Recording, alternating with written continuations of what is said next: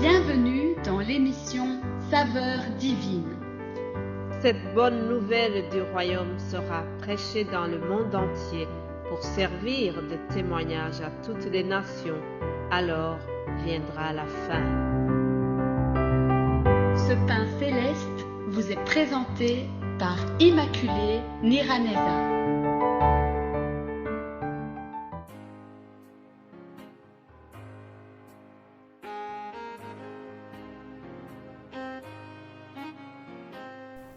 Shalom, shalom, mes bien-aimés de Dieu qui écoutent l'émission Saveurs divines. Que la paix de notre Seigneur soit avec vous. Bénissons ensemble Dieu qui nous fait arriver ce vendredi. Jour après jour, nous cheminons ensemble. Le temps passe vite, vraiment. Je suis étonnée de voir qu'on est déjà vendredi. Malgré la grosse chaleur que nous avons eue, nous subsistons et je survis et je bénis le Seigneur parce que j'ai encore la force d'ouvrir ma bouche.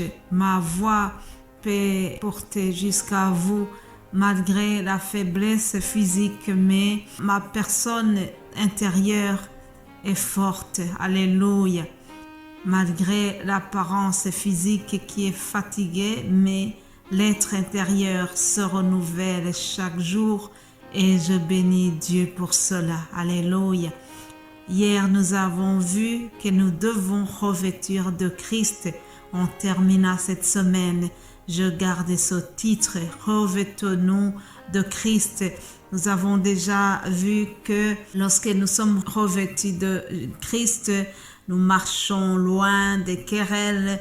Nous marchons loin de l'ivrognerie. Nous dépouillons des œuvres de ténèbres qui n'honore pas Dieu pour porter les œuvres du Saint-Esprit. Si nous avons opté de porter le Christ, il y a une attitude à avoir. L'apôtre Paul nous donne des conseils de comment nous devons nous comporter. Lisons Romains 12, à partir du verset 9, je lirai jusqu'à 14. La vie chrétienne pratique. C'est le titre qui est donné à ce petit texte. Que l'amour soit sans hypocrisie. Ayez le mal en horreur. Attachez-vous fortement au bien. Par amour fraternel, soyez pleins d'affection les uns pour les autres. Par honneur, usez de prévenance réciproque. Ayez du zèle et non de la paresse. Soyez fervents d'esprit. Servez le Seigneur.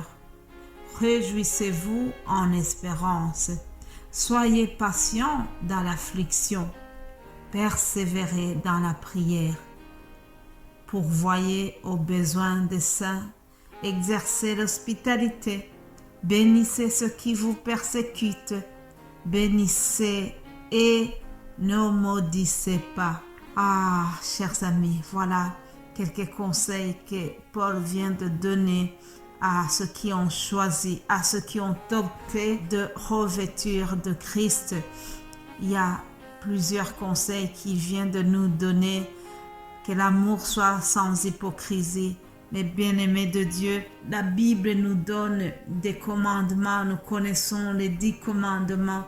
Et parmi les 10, vous savez qu'il y en a 2 qui sont très importants.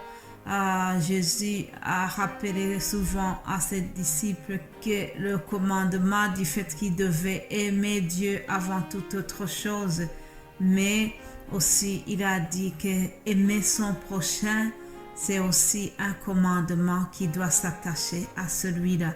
Aimer son prochain d'un amour sans hypocrisie, un amour sans calcul, un amour désintéressé. Voilà ce que nous devons avoir comme amour.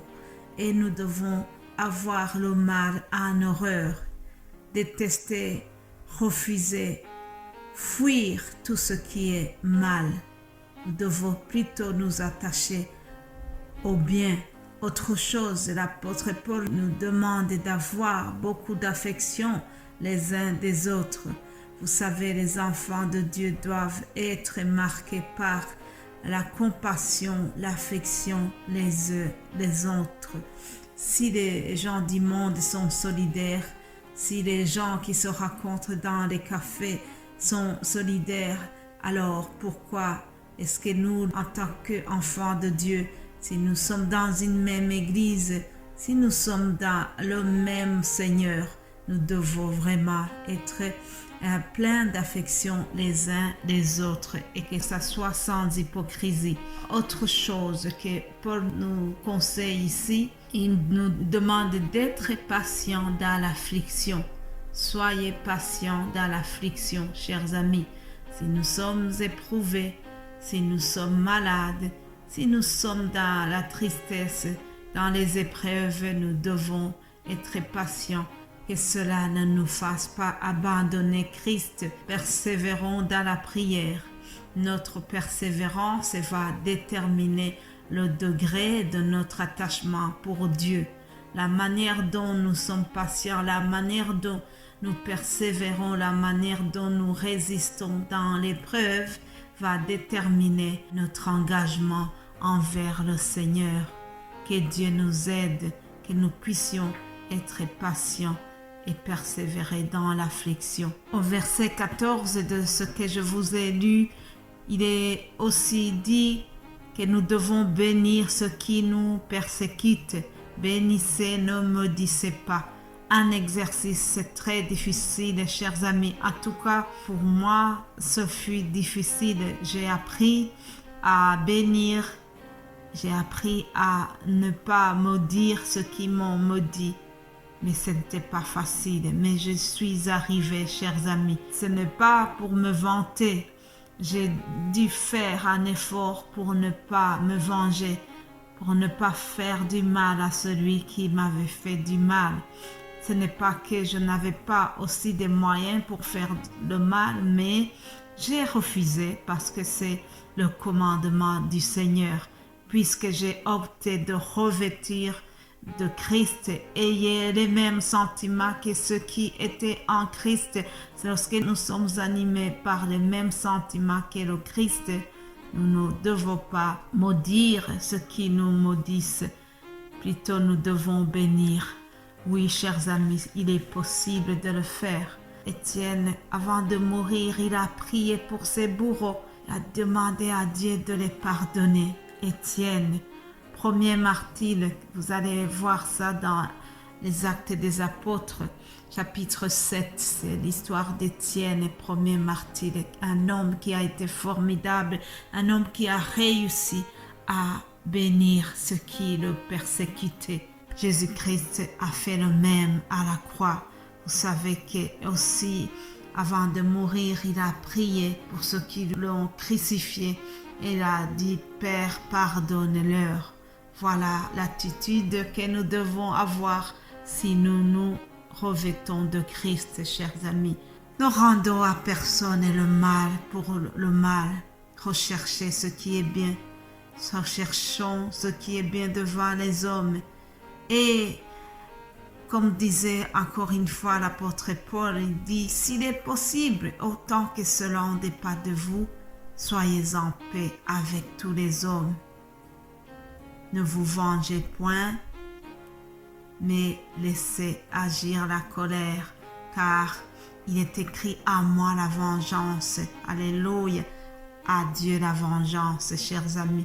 Et pour terminer, je voudrais vous inviter quelqu'un qui n'a pas encore reçu Jésus-Christ. Oui, nous devons revêtir de Christ, mais avant cela, nous devons prendre une décision pour mener une vie qui honore Christ, pour abandonner les péchés et décider de marcher avec le Christ.